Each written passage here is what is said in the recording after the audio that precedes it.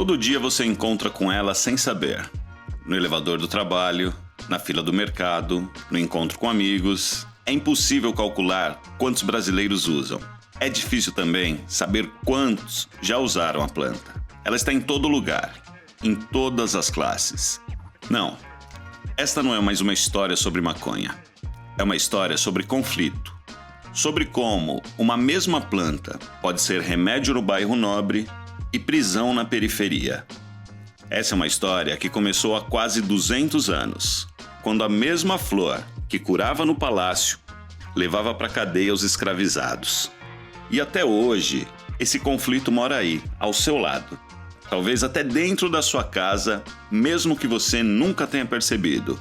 Vem comigo, que eu vou te contar uma história que você não vai acreditar que é real, mas é. É a história de como a maconha, uma erva usada no mundo inteiro, teve sua primeira proibição em nosso país. E também de como o Brasil ajudou a criminalizar a planta no mundo todo.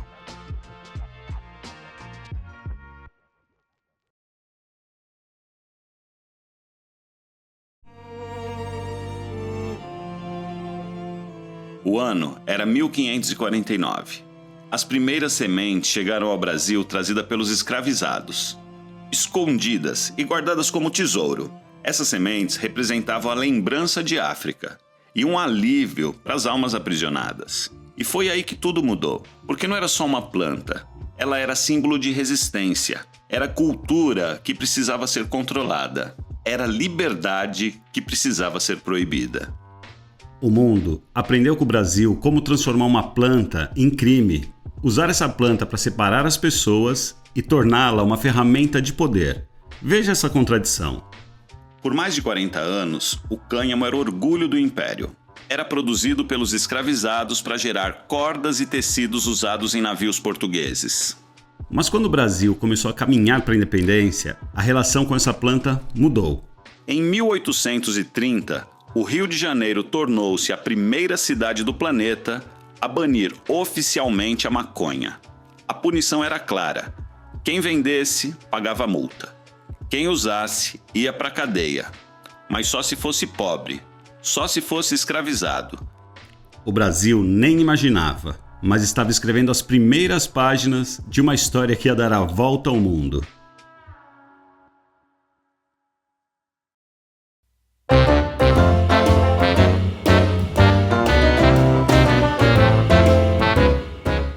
O tempo passou, mas o conflito só cresceu. No Brasil, fumar virou moda. Tabaco era símbolo de status. E no embalo dessa modernidade, a maconha também encontrou uma brecha, mas só para quem podia pagar.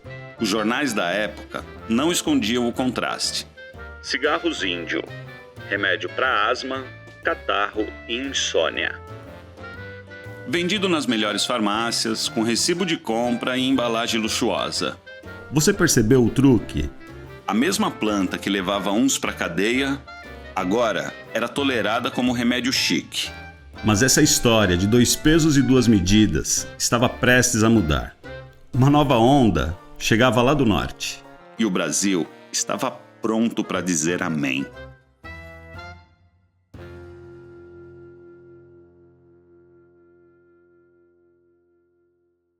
Marijuana, the dried leaves and flowers of the Indian hempweed, is used in the form of a cigarette. Marijuana smoking, experts point out, can make a helpless addict of its victim within weeks, causing physical and moral ruin and death. Should you ever be confronted with the temptation of taking that first puff of a marijuana cigarette, don't do it. Em 1914, os Estados Unidos começaram sua própria guerra contra a maconha. Por lá, o alvo eram os mexicanos. Por aqui, o Brasil já sabia muito bem quem perseguir. Em 1915, o médico José Rodrigues da Costa Dória levou para Washington uma justificativa absurda. A raça preta, selvagem e ignorante, prestou grandes serviços aos brancos, seus irmãos mais adiantados em civilização.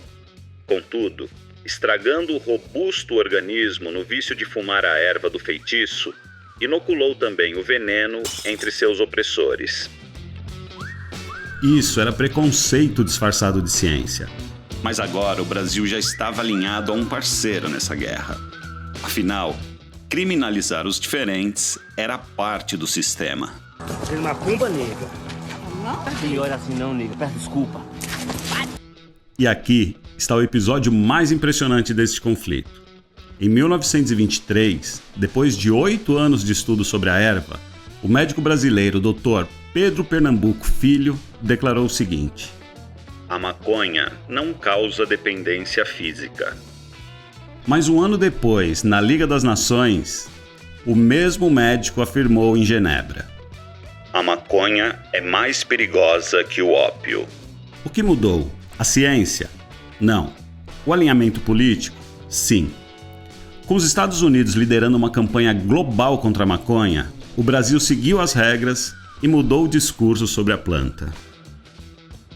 Na década de 60, na Convenção Única sobre Drogas, o Brasil resolveu oficializar de vez o preconceito. Assinou um papel dizendo sim para a proibição mundial da maconha. Em breve começaria a ditadura no Brasil. E o medo a partir de agora era lei.